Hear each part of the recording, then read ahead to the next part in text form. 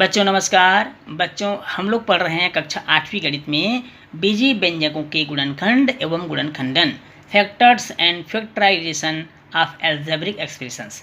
हमने पिछले भाग में देखा था बच्चों, इनकी भूमिकाओं पर विचार किया था और हमने ये भी देखा था कि गुणनखंडन कैसे हम मालूम कर सकते हैं, गुणनखंड कैसे मालूम कर सकते हैं किसी भी संख्या की, और हमने कुछ उदाहरणों को भी हल किया था। अब हम इस भाग में उसी प्रश्न से आगे बढ़ेंगे बच्चों। पिछला जो प्रश्न हमने किया था उन प्रश्नों से अब हम आगे बढ़ते हैं और देखते हैं कि आगे किस तरह के कुछ सवालों को हम गुणनखंड मालूम करेंगे, मासा ज्ञात करेंगे और लसा मालूम करेंगे। तो आइए चलते हैं बच्चों अगले प्रश्न की ओर। बच्चों इस भाग का अर्थात भाग 2 का पहला प्रश्न है 6a² 8ab के सभी संभावित गुणनखंड लिखकर मासा ज्ञात कीजिए। 6a² 8ab के सभी संभावित गुणनखंड लिख करके आपको मासा ज्ञात करना है। तो चलते हैं बच्चों, इसका मासा हम कैसे ज्ञात करेंगे। सबसे पहले हम देखेंगे संभावित गुणनखंडों को। तो 6a² के संभावित गुणनखंड जैसे कि मैंने आपको बताया था कैसे निकालते हैं।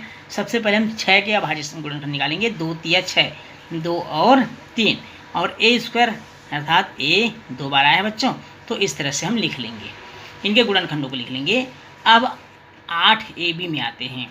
8ab में जब 8 का हम गुणनखंड करेंगे तो 2 दूनी 4 दूनी 8 इस तरह से हो जाएगा। a एक बार आया है बच्चों और b भी एक बार आया हुआ है, इस तरह से हम उसको लिख लेंगे। अब मासा ज्ञात करेंगे। क्या ज्ञात करेंगे बच्चों? मासा। तो मासा में जो उभयनिष्ठ हो, दोनों में हो, तो सबसे पहले हम देखते हैं 2 दोनों में है, दोनों का अर्थात ये उभयनिष्ठ हो गया 2। अब देखो कोई सी संख्या है बच्चों दोनों में, तो दोनों में है a, तो उभयनिष्ठ गुणनखंड हो गया a। अब 2 और a का गुणा कर देंगे अर्थात 2a वह संख्या है जो 6a² और 8ab का मासा है अर्थात महत्तम समापवर्तक है। बच्चों अगला प्रश्न है 4x वर्ग y वर्ग ऋण 18xy का गुणनखंडन कीजिए। 4x² y² माइनस 18xy का गुणनखंडन कीजिए। अब इसका गुणनखंडन करने के लिए सबसे पहले हम इनके अभाज्य गुणनखंडों को मालूम कर लेते हैं बच्चों।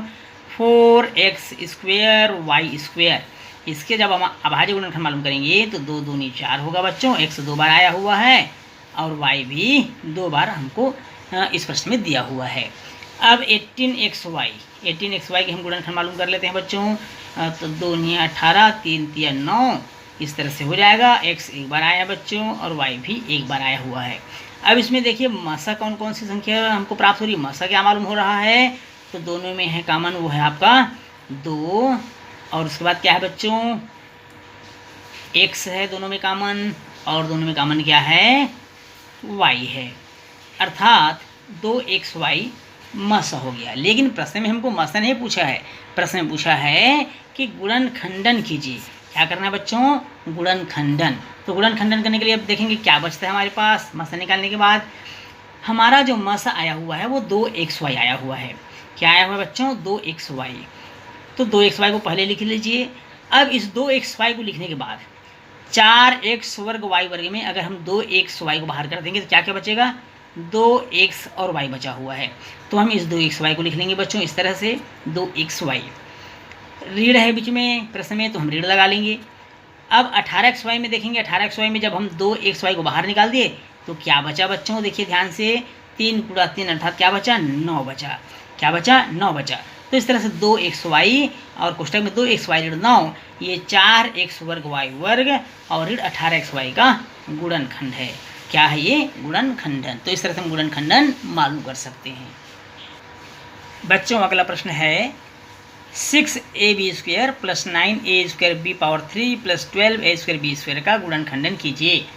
6ab वर्ग ab का घात 2 धन 9a वर्ग b का घात 3 धन 12 a का घात 2 b का घात 2 का गुणनखंडन कीजिए। जैसे इससे पहले के सवाल हमने किया था बच्चों, बस इसको वैसे ही आपको बनाना है। क्या करेंगे? सबसे पहले हम एक एक संख्याएं अर्थात 6ab² के हम गुणनखंडन मालूम कर लेंगे। कौन कौन से के गुणनखंड होंगे? 6ab², इनके अभाज्य गुणनखंड हम मालूम कर लेंगे। तो 6 का हो जाएगा बच्चों 2 तिया 6, a एक बार आया हुआ है और b कितनी बार आया हुआ है? 2 बार, तो हम इसको 2 बार ऐसा लिख लेंगे। इसके बाद 9a² b का घात 3 का निकाल लेंगे बच्चों। 9a² b⁻3 इसका हम मालूम कर लेंगे। 9 अर्थात 3 तिया 9 होता है। a² मतलब a 2 बार आया हुआ है, b का घात 3 मतलब b कितनी बार आया बच्चों? 3 बार आया हुआ है। फिर आते हैं हम 12a² b², 12 a का घात 2 b का घात 2, तो 12 मतलब 2 छक्के 12, 2 तिया 6 और 3 एकम 3। फिर a² है तो a 2 बार आया है बच्चों, और b² है तो b भी 2 बार आया हुआ है। अब सबसे पहले हम मालूम करेंगे बच्चों मसा। अब मसा क्या होगा तो देखेंगे तीनों में कॉमन क्या है, तो तीनों में है 3 3 3, तो ये 3 कॉमन आ गया बच्चों। उसके बाद क्या कॉमन आ रहा है, a और a भी कॉमन आ गया। और उसके बाद क्या कॉमन आ रहा है बच्चों, b और b। और उसके बाद कोई है संख्या बच्चों जो कॉमन आ रहा होगा, हाँ एक संख्या और है b, इस तरह से भी कॉमन आ गया बच्चों, अर्थात 3ab का घात 2, क्योंकि b 2 बार आया हुआ है। अब हमारा गुणनखंडन होगा, अतः गुणनखंडन सबसे पहले हम जो मसा निकाले उसको लिख लेते हैं बच्चों 3ab²। अब जब हम 3ab² को बाहर करेंगे तो सबसे पहले देखेंगे पहली संख्या 6ab², इसमें से अगर हम 3ab² को बाहर करें तो बचा क्या बच्चों, केवल 2। क्या बचा है, 2, तो यहाँ हम लिख लेंगे 2। धन का चिन्ह था यहाँ पर देखिए प्रश्न में, तो हम यहाँ पर धन का चिन्ह लगा लेंगे। अब दूसरा 9a² b का घात 3, इसमें देखेंगे बच्चों हमने 3ab को बाहर निकाल दिया, तो बचा क्या, 3a और 1b बचा हुआ है, तो हम उसको लिख देंगे 3ab, ये बचा हुआ है बच्चों। धन का चिन्ह था, फिर हम धन का चिन्ह लगा लेंगे। अब 12a² b² में क्या चीज़ बाहर निकाल लेते हम, 3ab। अब बचा क्या है, 2 बचा है, 2 बचा है और a बचा है, अर्थात 2 दूनी 4a, 2 दूनी 4a, ये इसमें बचा हुआ है बच्चों। तो इस तरह से हम 6a² plus 9a² b³ plus 12a² b² का हमने गुणनखंडन मालूम कर लिया। और गुणनखंडन क्या था जो हमको आंसर ग्रुप में मिला है, 3ab² ब्रैकेट में 2 plus 3ab plus 4a, 3ab का घात 2 कोष्टक में 2 धन 3ab धन 4a, ये हमारा आंसर होगा बच्चों। तो इस तरह से हम गुणनखंडन मालूम कर सकते हैं बच्चों। अगला प्रश्न है a⁵y प्लस ab⁵, a का घात 5y धन ab का घात 3 का गुणनखंडन कीजिए। अब गुणनखंडन करने के लिए जैसे कि इससे पहले के सवाल में आपको बताया गया बच्चों, हम बारी बारी से दोनों संख्याओं के अभाज्य गुणनखंड मालूम कर लेंगे। a का घात 5y हम मालूम करेंगे, तो देखेंगे a यहाँ पर कितनी बार आया बच्चों, 5 बार। a 5 बार आया हुआ है तो a को हम 5 बार ऐसा लिख लेंगे, 3 4 और ये 5। y कितनी बार आया बच्चों, 1 बार। फिर दूसरी संख्या है ab का घात 3, अर्थात a 1 बार आया है, लेकिन b यहाँ कितनी बार आया बच्चों, 3 बार।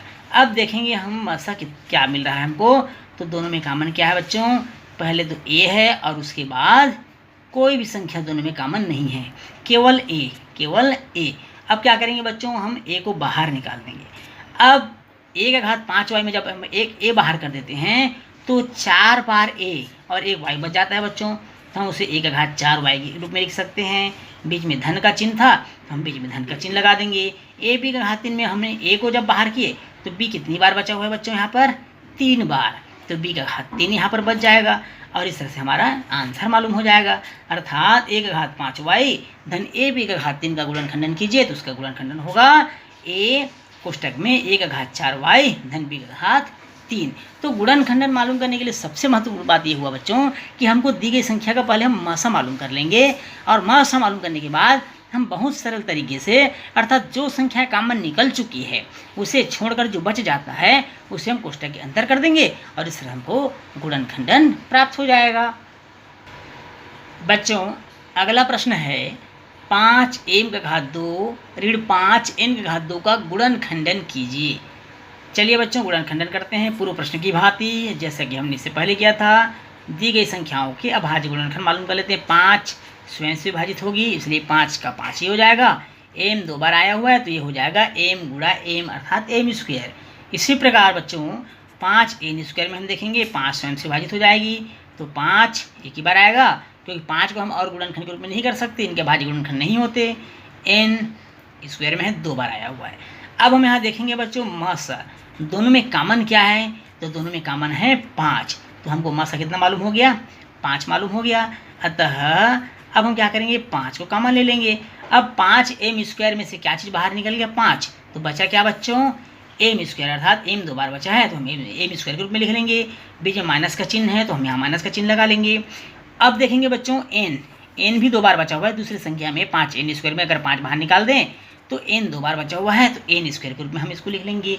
हम इसको इस तरह से हमें आंसर मिल जाता है। हम इसे और लिख सकते हैं बच्चों एक रूप में, आगे हम इसको सूत्र के रूप में पढ़ेंगे कि इसको हम ऐसा भी लिख सकते हैं 5 a² - b² का सूत्र हम आगे पढ़ेंगे, एक बार प्लस के रूप में और एक बार माइनस के रूप में भी लिख सकते हैं इसको। तो इस तरह से भी हम आंसर लिख सकते हैं। तो बच्चों इस प्रश्न के साथ ही यह अध्याय भी हमारा समाप्त होता है। हम पढ़ रहे थे 8वीं गणित में बीजीय व्यंजकों के गुणनखंड एवं गुणनखंडन। यह प्रश्नावली, यह अध्याय बहुत छोटा है बच्चों, और निश्चित रूप से आपको 2 भागों में बहुत अच्छे से समझ में आएगा, ऐसा मैं उम्मीद करता हूँ। आप दोनों भागों को अच्छे से देखिए, पूरे भाग को देखिए, पूरी वीडियो को देखिए, अंत तक देखिए, और अंत तक देखने के बाद ही आप ये कह सकते हैं कि आपको बहुत अच्छे से समझ में आया है। तो बच्चों वीडियो पसंद आए तो लाइक और शेयर करिएगा, और अगर आप चैनल में नए हैं बच्चों तो चैनल को सब्सक्राइब ज़रूर करिएगा। तो बच्चों आज की क्लास में बस इतना ही, धन्यवाद। फिर मिलेंगे एक नए क्लास में, एक नए चैप्टर, एक नए अध्याय के साथ।